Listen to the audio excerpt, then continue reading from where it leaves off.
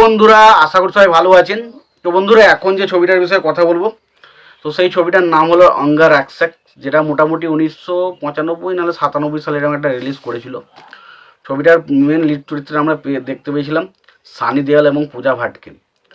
তো ছবিটা আমার কিন্তু প্রথম দিকে যখন সিনেমাটা দেখছিলাম, আমি বলে রাখি ছবিটা খুব একটা বড় সিনেমা নয়, মোটামুটি 2 ঘন্টার মতো সিনেমা।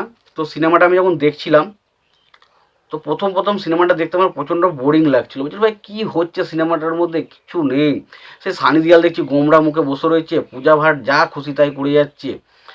তো সত্যি কথা বলতে ফার্স্ট হাফটা প্রচণ্ড বোরিং এবং প্রচণ্ড বাজে, এবং সেকেন্ড হাফের পর একটা টাইমের পর ছবিটা একটা অন্য জায়গায় পিক নিতে শুরু করে, এবং তখন ছবিটা ওভারঅল দেখতে ভালো লাগে। এবং লাস্ট মুহূর্তে যখন ক্লাইম্যাক্সটা আসে এবং ছবিটার শেষ পর্যন্ত যখন আমি দেখি, তখন কোথাও না কোথাও গিয়ে মনে হয় না ছবিটা একটা ঠিকঠাক ভালো সিনেমা বলা যায়। একটা ভালো সিনেমা কিন্তু বলা যায় ছবিটার মধ্যে। তো ছবিটার মধ্যে মেন যে বিষয়টাকে তুলে ধরা হচ্ছে আমাদের বর্তমানে রাজনীতি।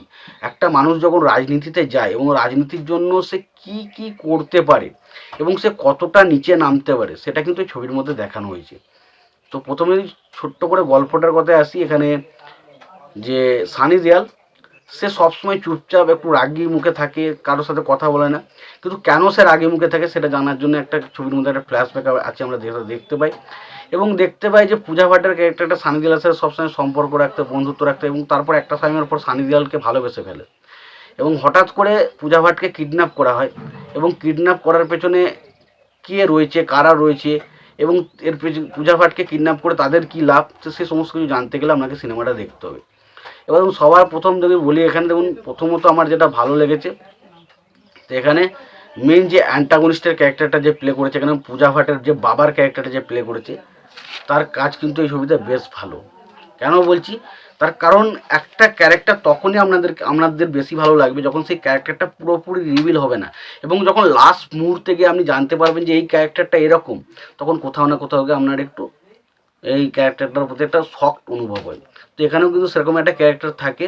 তবে বিষয় হচ্ছে কি না, এই যে শখটা না, এটা লাস্ট মুহূর্তে রিভিল হয় না, তার কিছুক্ষণ আগেই আমরা জানতে পেরে যাই মোটামুটি যে এই ক্যারেক্টারটার মেন অ্যান্টাগনিস্ট এ হতে চলেছে। তো সেই জায়গায় অতটা শখটা আমাদের হয়তো লাগে না, বাট তবু বলবো ঠিকঠাক একটা ক্যারেক্টার প্লে করেছে।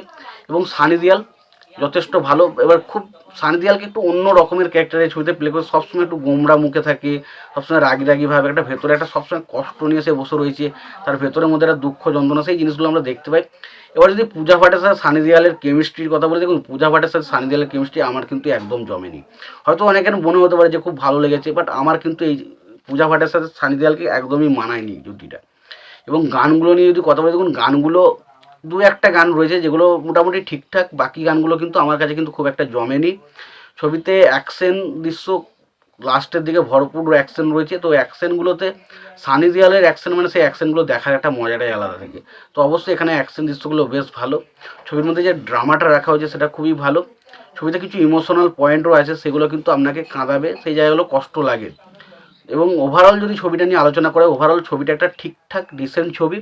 এবার দেখুন প্রথমত ফার্স্ট হাফটা প্রচণ্ড বোরিং, তার কারণ ফার্স্ট হাফে কোনো কিছু আমরা বুঝতে পারি না, এবং ফার্স্ট হাফটা কোন দিকে যে গল্প যাচ্ছে, কোন দিকে যাচ্ছে, কেন যাচ্ছে, সেই বিষয়টা নিয়ে আমাদের একটু খুঁতখুঁতের সৃষ্টি, এবং আমরা একটা টাইমের পর প্রচণ্ড বোরিং লাগতে শুরু করে, এটা কী হচ্ছে আজে বাজে, কী যে দেখাচ্ছে, কী জিনিস হচ্ছে, মানে এরকম একটা মাথায় আমরা চলে আসবে বিষয়বস্তু, সেরকম কিন্তু এই ছবির মধ্যে দেখতে অনেক সময় আসবে।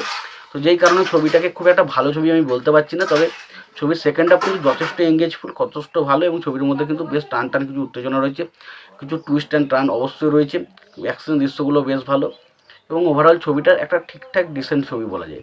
তো তোমাদের এই ছবিটা কেমন লেগেছে অবশ্যই জানিও। তোমাদের যদি ভিডিওটি ভালো লেগে থাকে লাইক কমেন্ট শেয়ার করে দিও। চ্যানেলটা নতুন হয়ে থাকলে অবশ্যই তোমরা চ্যানেলটা সাবস্ক্রাইব করে নিও, পাশে বেল আইকনটা অবশ্যই প্রেস করে দিও। ভালো থেকো, সুস্থ থেকে, দেখা হচ্ছে পরে ভিডিওতে।